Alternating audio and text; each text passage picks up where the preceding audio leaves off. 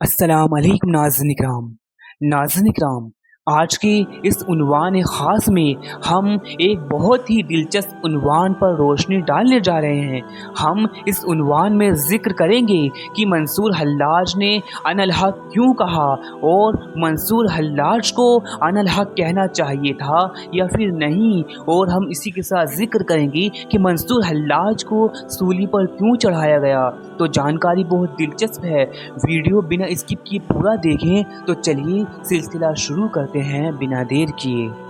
तो सामईन किराम देखिए, सबसे पहले एक बात ज़हनशी कर लें कि कल्ब तस्दीक करता है तो निफाक टूटता है, कि मुनाफिक तस्दीक कल्ब नहीं करता, और ज़बान इकरार करती है तो कुफ्र टूटता है, कि काफिर ज़बान से इकरार नहीं करता, और जिस्म अमल करता है तो फिस्क टूटता है, कि फासिक अमल नहीं करता। बस इसी लिहाज से उलूम ज़ाहिर में ज़बान के इकरार पर यानी ज़ाहिर पर इल्ज़ाम आयद होता है। तो सामईन इकराम, अब बात करते हैं कि मंसूर हल्लाज पर इल्ज़ाम कुफ्र क्यों आयद हुआ, उन्हें क्यों सूली पर चढ़ाया गया, और उन्हें अनल हक कहना चाहिए था या फिर नहीं कहना चाहिए था।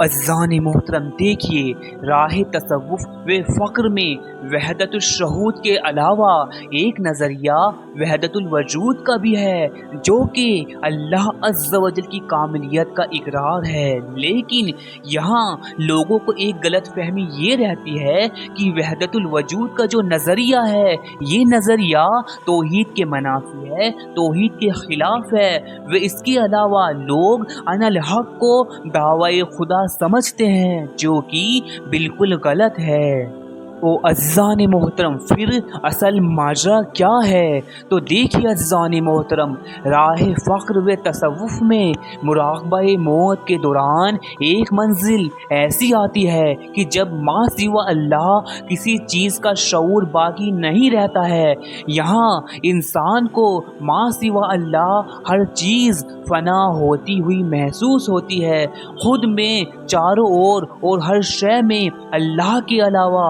कुछ नज़र नहीं आता है, और इसी चीज़ का नाम वहदतुल वजूद है, और ये एक ख़ास कैफियत का नाम है जो कि अल्लाह अज़्ज़ व जल की मोहब्बत में तारी होती है। ओ अज़्ज़ान मोहतरम, अब बात करते हैं कि आखिर मंसूर हल्लाज की गलती क्या थी। तो सामईन किराम देखो, मंसूर ने कहा था अनल हक, और ये एक राज है, और जो इस राज को जान लेता है वो सिर्रे इलाही यानी अल्लाह अज़्ज़ व जल के राज़ों को हासिल कर लेता है, और जो यहाँ ज़ब्त का हौसला यानी खामोशी इख्तियार करने का हौसला तोड़ देता है, वो बीच में ही रुक जाता है। बस मकाम अनल हक पर मंसूर वसी जज्बात व वसी हौसला ना रख सके, और अनल हक कहकर जो बात उस मकाम ख़ास में तस्दीक क़ल्ब में रखनी थी, वो बात ज़बान पर ला दी, क्योंकि ये वो मकाम ख़ास था जहाँ ज़ब्त का मामला इख्तियार करना था, ना कि ज़बान से इकरार करने और ऐलान करने का था। लेकिन मंसूर हल्लाज चारों तरफ सदा लगाने लगे, क्योंकि मर्तबा अनल हक, अब मर्तबा अनल हक तो एक राज है जो अश्कार होने पर सूली पर चढ़वा देता है।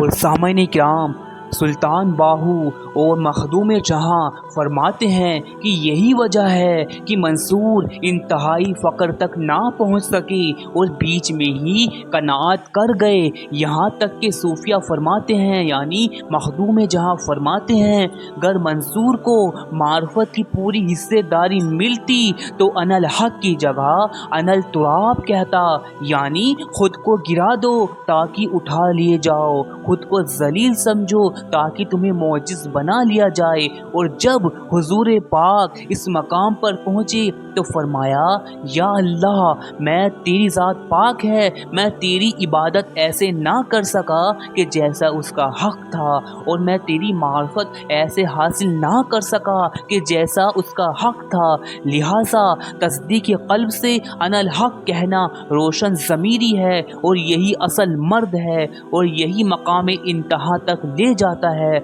और ये मकाम फ़ना फ़िल्लाह बक़ा बिल्लाह में रूह का मर्तबा है।